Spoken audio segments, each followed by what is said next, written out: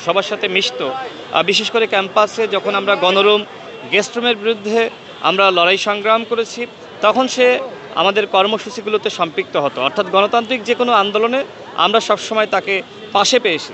বিশেষ করে এই যে জুলাইয়ের যে অভ্যুত্থান, এই জুলাই অভ্যুত্থানেও সে একজন সম্মুখ যোদ্ধা ছিল।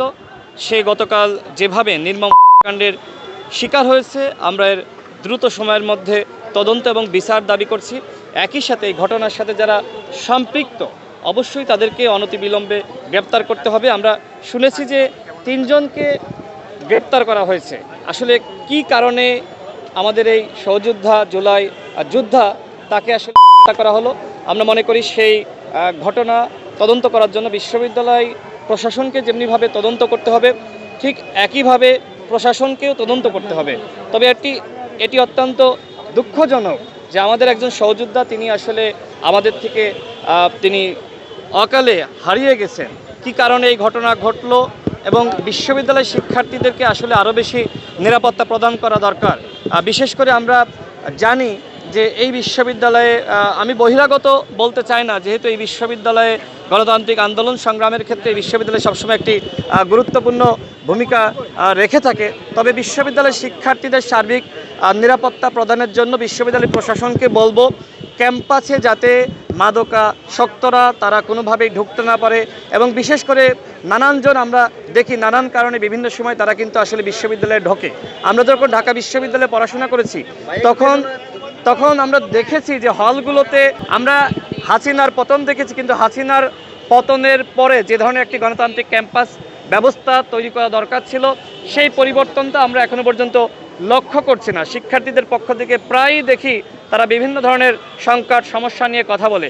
বিশেষ করে এখনো পর্যন্ত এই ক্যাম্পাসে ছিনতাই, রাহাজানি, মারামারি, মব ইনজাস্টিস, নানান ধরনের সমস্যা আমরা দেখছি। হলগুলোতে আপনার ক্যান্টিনের খাবারের মানে সমস্যা, অর্থাৎ এই সমস্যাগুলো যদি বিশ্ববিদ্যালয় প্রশাসন তারা দূর করতে না পারে, তাহলে শিক্ষার্থীদের ভিতর কিন্তু অসন্তুষ্টি বাড়বে।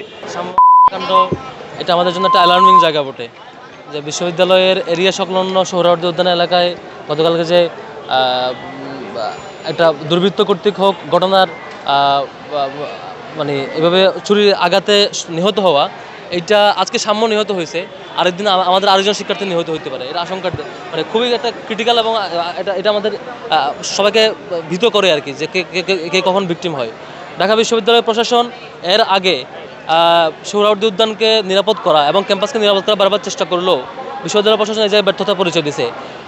কারো বিরোধিতার মুখোমুখি হয়ে বিরোধিতাকে তারা নিতে না, বিরোধিতা দেখে শিক্ষার্থীদের, অধিকাংশ শিক্ষার্থীর যে দাবি ছিল এই ক্যাম্পাসটা নিরাপদ করা, সেই নিরাপদ ক্যাম্পাস প্রজেক্ট থেকে সরে আসা, এটা বিশ্ববিদ্যালয় প্রশাসনের ব্যর্থতা। এবং বিশ্ববিদ্যালয় প্রশাসনের প্রথম কাজ হচ্ছে সুস্পষ্ট তদন্ত এবং বিচার নিশ্চিত করা, যারা অপরাধীদের বিচার নিশ্চিত করা। আর সেকেন্ড হচ্ছে এখানে যাতে আর কখনো কোনো সময় নিহত না হওয়া লাগে, এখানে যাতে সোহরাওয়ার্দী উদ্যান আর কখনো অনিরাপদ না থাকে, ক্যাম্পাসের নিকটস্থ এরিয়া যাতে কখনো আর কোনোভাবে কোনো চোরা কারবারি, মাদক কিংবা কোনো সন্ত্রাসীদের আখড়া না হয়, যাতে কোনো আমাদের নিরপরাধ শিক্ষার্থী, কোনো সাধারণ শিক্ষার্থী যাতে তার দ্বারা ভিকটিম না হয়। আজকে সাম্য ভিকটিম হয়েছে, কালকে আরেকজন শিক্ষার্থী ভিকটিম হতে পারে।